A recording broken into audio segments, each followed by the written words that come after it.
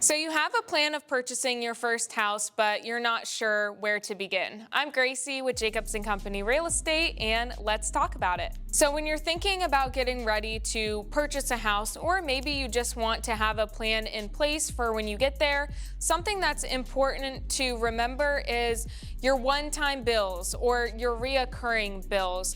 This is all going to factor into your monthly budget.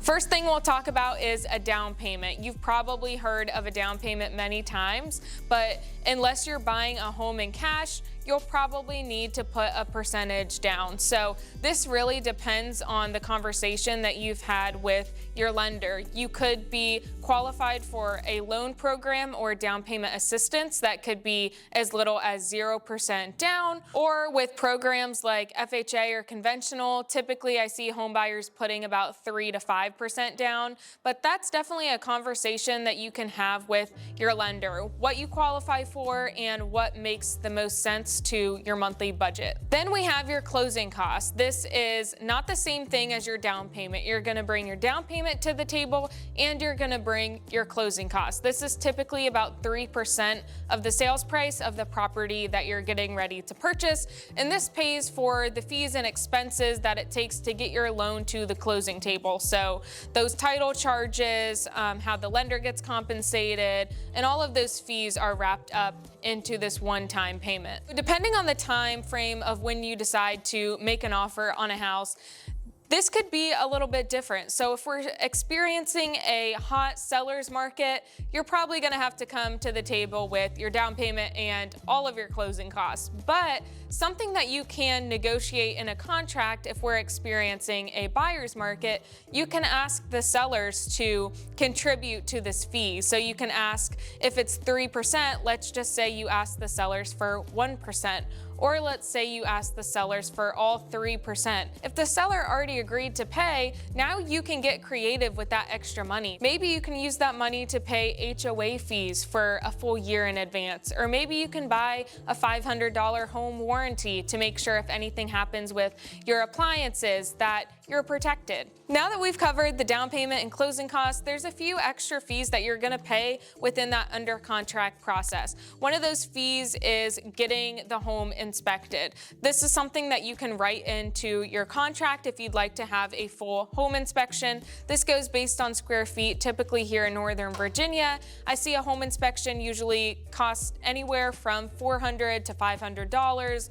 If you go through with the sale, you've paid that fee. If you have a contingency in your contract that can release you from the contract based on the home inspection, you could lose out on that $500 that you did spend to get the home inspected. So it's a fee that you definitely want to pay. You want to make sure that before you move in, your house is in good condition. Once you get to that third week that you're under contract, you will have the home appraised. This is something that you and your lender have probably talked about, but this is about $500 to have the appraiser come out and give their appraisal value on your home. And the home inspection and the appraisal, these are commonly paid by the buyer. So these are 2 additional fees that you would have to pay. So now that we've gone over the fees that you'll be expected to pay during that home buying process, let's talk about how you can get prepared to buy a home. Something to keep in mind is your credit. This usually determines the mortgage that you qualify for, and this can affect your interest rate. So in simple terms,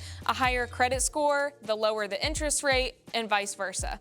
Most home buyers opt for a 30-year fixed mortgage with a rate that stays the same unless they plan to refinance in the future. Conventional and FHA are the 2 most common loan types that I see first-time home buyers in this area getting pre-approved for. So a conventional loan is 3% down. Typically an FHA loan, you can put as little as 3.5% down. There are other options out there like a USDA and a VA loan, which is just for the military, where you can put as little as 0% down. If you're military, of course, look into that 0% loan program, which is a VA loan. But if you're non-military, I've had quite a few clients get approved for a USDA loan, which is also a 0% down loan program. I would recommend to sit down with a local lender and start talking about what makes sense for you. And make sure when you're talking to your lender, you bring up down payment assistance programs.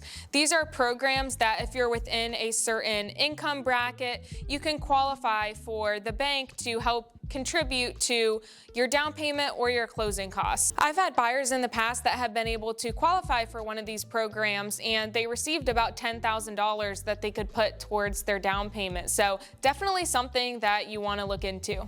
And now that you've spoken to a lender, you've gone over all these different options to see what makes the most sense for you, you're going to receive a pre-approval letter. So let's get into how to choose the right agent. One of the things that I personally do when I decide to hire somebody for a service is I look them up. I see their experience, maybe how long they've been in business. I see what their past clients are saying about them, if they have positive reviews, negative reviews, if they've sold homes in the area that I'm willing to buy. I think that would be important to me as well. Finding an agent who can provide you with homes that aren't currently placed on the market is a huge advantage. So that's something that my brokerage is able to do to help our buyers in a very competitive market. But at the end of the day, once you've figured out somebody who checks all of those boxes, you also just want to make sure that they're the right fit.